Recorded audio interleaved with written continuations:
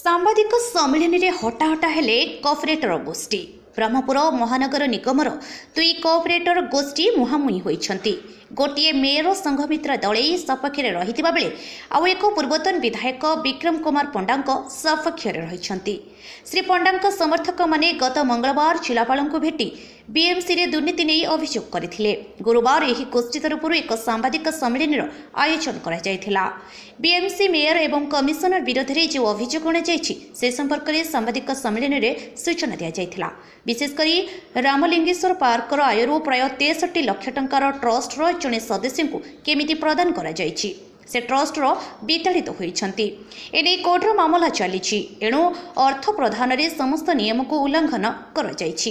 ଏପରିକି ଅର୍ଥ ପ୍ରଦାନ ପୂର୍ବରୁ କର୍ପୋରେସନ ବୈଠକରେ ଆଲୋଚନା ହୋଇନାହିଁ।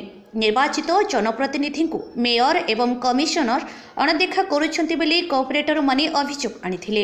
ତେବେ ଅଭିଯୋଗ ଉପରେ ସାମ୍ବାଦିକମାନେ କେତେକ ପ୍ରଶ୍ନ ପଚାରିଥିଲେ। ଟ୍ରଷ୍ଟର ଉକ୍ତ ସଦସ୍ୟଙ୍କୁ କେବେ ବିତାଡ଼ିତ କରାଗଲା ସେ ନେଇ ସୂଚନା ଦେବାକୁ କୁହାଯାଇଥିଲା, ହେଲେ କୋର୍ଟର ମାମଲା ଚାଲିଛି ବୋଲି କହି ପ୍ରଶ୍ନ ଏଡ଼ାଇ ଯାଇଥିଲେ କର୍ପୋରେଟର। ସେଭଳି ଯଦି ଅର୍ଥ ପ୍ରଦାନ ପୂର୍ବରୁ କର୍ପୋରେସନ ବୈଠକରେ ଆଲୋଚନା ହୋଇଥାନ୍ତା ତେବେ କର୍ପୋରେଟର ମାନେ ଆଜି ରାଜି ହୋଇଥାନ୍ତେ କି ବୋଲି ପ୍ରଶ୍ନ କରାଯାଇଥିଲା ମଧ୍ୟ ସେମାନେ କୌଣସି ସୃଷ୍ଟି ଉତ୍ତର ଦେଇପାରିନଥିଲେ। ମେୟର ମୁଖ୍ୟ ହୋଇଥିଲେ ମଧ୍ୟ ତାଙ୍କ ପାଖରେ ଅଭିଯୋଗ ନ କରି ଜିଲ୍ଲାପାଳଙ୍କ ପାଖରେ ଅଭିଯୋଗ କରିବା ସହିତ କି ବୋଲି ପ୍ରଶ୍ନର ମଧ୍ୟ ସେମାନେ କୌଣସି ଉତ୍ତର ରଖିପାରିନଥିଲେ। ବ୍ରହ୍ମପୁରର ସାମ୍ବାଦିକମାନେ ଏତଦ୍ବ୍ୟତୀତ ଅନେକ ପ୍ରଶ୍ନ ପଚାରିଥିଲେ। ପ୍ରଶ୍ନ ଶୁଣିବା ପରେ ଏହି କର୍ପୋରେଟର ଗୋଷ୍ଠୀ ହଡ଼ବଡ଼େଇ ଯାଇଥିଲେ ମଧ୍ୟ ଉତ୍ତର ଦେଇପାରିନଥିଲେ।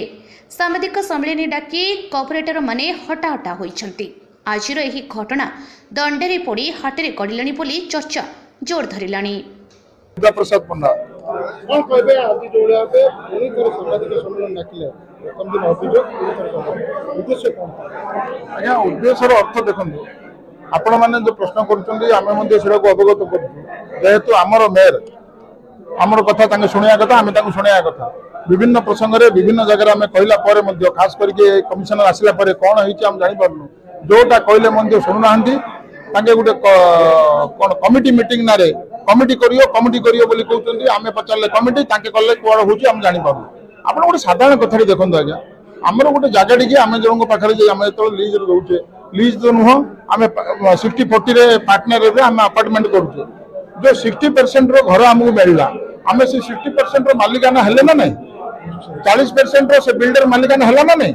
ଆମେ ତାକୁ ମାଲିକ କହୁଛୁ କି ନାଇଁ ତ 40 ଦେବୁନୁ ନା, ସେ 30 ବର୍ଷ ପରେ ଆମେ ତାର 40% ଆମେ ନେଇଯିବୁ, ଆମେ ଆଉ ନେଇପାରିବୁନି ନା।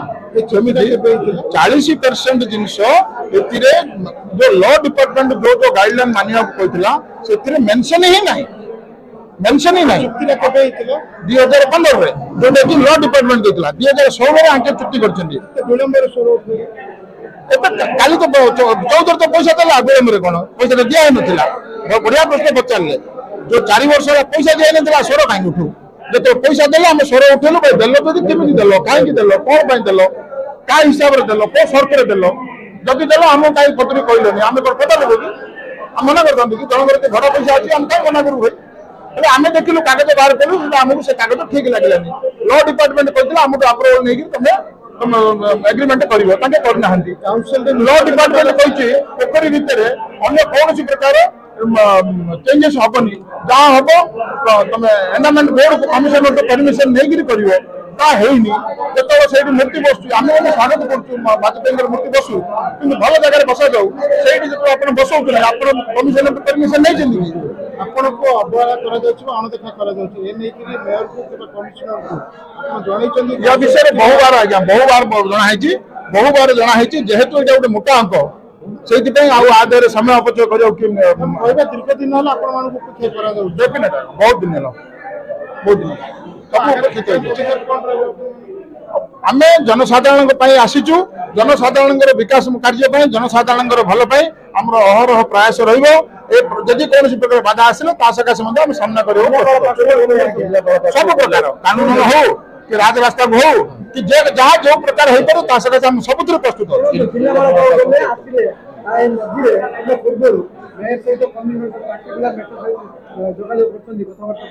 ଦେଖନ୍ତୁ ଆମେ ଯେତେବେଳେ ଜିଲ୍ଲାପାଳ ପାଖକୁ ଗଲୁ आपण प्रश्न थिला मिसिकी गले कि जतले आमे मिसिकी जाइनु आमे आदर आसिला पर मिसियार किछ आवश्यक नै किंतु आपण जतले मेयर मु पचारले मेयर कहले जे ओडा नुआ ओडा किछ जान नांदी अदे लोक जान नांदी तांगर दया पळि जिंदी 3 वर्ष जने कॉर्पोरेटर जने प्रतिनिधि जने सभ्य रहिला परे 10,000 लोक मोहरे चापड़ा मारिकी कहूछ से किसी जानी बोली आठार बोली लज्जार कथा कौन से कॉर्पोरेटर से जीव कि आलोचना कले बसाई से आलोचना करने बसाई ना आम आलोचना करने मेयर बस मेयर पदवी दायित्व आलोचना करी शांति श्रृंखला भाव संपूर्ण कार्य सुरुचि रूप ना सकाशे दायित्व मेयर मोर ब्रह्मपुर सहर मेयर आपंकर भी मेयर मोर भी मेयर 5 लाख लोक मेयर आज्ञा दलर समर्थक दल कथा उठे दल जब भूल करेंगे छाड़ दू कि आम पब्लिक आसचु पब्लिक पैसा को बर्बाद होगा देवुन जब आमको लगे 63 लाख टका भूल दिखाई सकाशे आम सर चलन कलु आप स्वागत करूँ आप प्रचार करूँ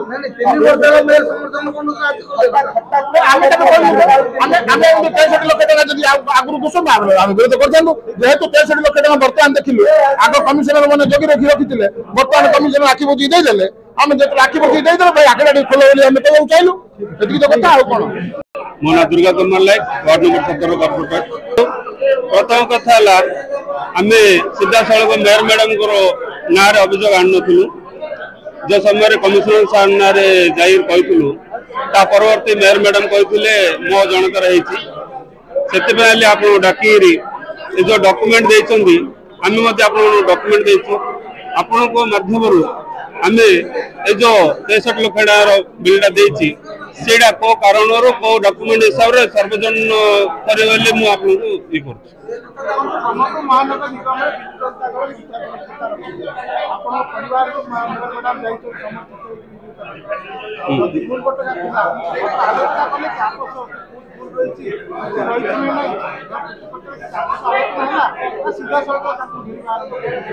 ना ना शुणु आमर जो 36टा कॉर्पोरेटर अच्छे बीजेडी आम भितर कौन गोष्ठी गंदल ना आम सब बर्तमान सुधा एक गोष्ठी गंदल भर आपको कहनु कि आप क्वेश्चन ना ही रंग आम सब एक ही रही किसी असुविधा नहीं मात्र जो जनस्वार्थ जो 63 लाख टका पैसा जाए जनस्वार्थ मंगल में आम लड़चु सीना आम गोष्ठी गंदल के ना